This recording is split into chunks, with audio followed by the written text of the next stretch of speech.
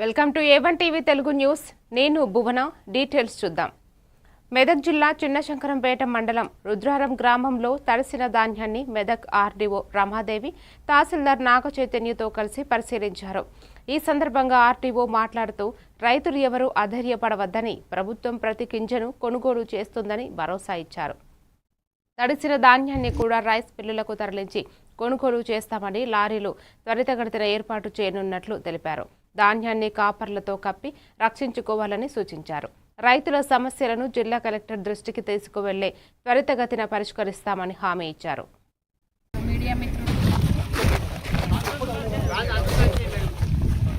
రైతులందరూ ఉన్నారు. ఇక్కడ మా తహసీల్దార్ గారు ఉన్నారు, సర్పంచ్ గారు ఉన్నారు, అందరూ మీడియా మిత్రులు ఉన్నారు. అందరికీ నా యొక్క నమస్కారాలు తెలియజేస్తున్నాను.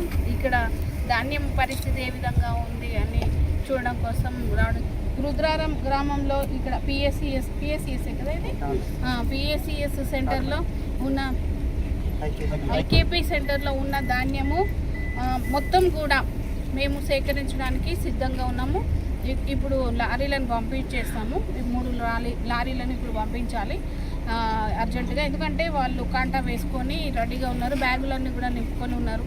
లారీ పైన కూడా టార్పాలిన్ కప్పి పెట్టుకోవడం అవసరం ఉంది. ఎందుకంటే అకాల వర్షం సంభవించినప్పుడు ధాన్యం ఎట్టి పరిస్థితుల్లో తడవడానికి వీలు లేకుండా తగు చర్యలు అయితే మన తరఫున అందరము తీసుకోవాల్సి ఉంది. ప్రతి ఒక్క గింజను కొనుగోలు చేయడానికి ప్రభుత్వం వారు సిద్ధంగా ఉన్నారు. రైతులు ఎట్టి పరిస్థితుల్లో ఆందోళన చెందడానికి మనకు అది కూడా మనము ఈ 2-3 రోజులలో మొత్తం పూర్తి స్థాయిలో సేకరిస్తాము.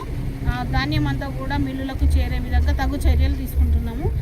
గౌరవ జిల్లా కలెక్టర్ గారు ప్రతి ఒక్క ఆదేశాలు మాకు వెంటనే తెలియపరుస్తున్నారు. ప్రతి కేంద్రానికి ఒక పాయింట్ పర్సన్ ఉన్నారు.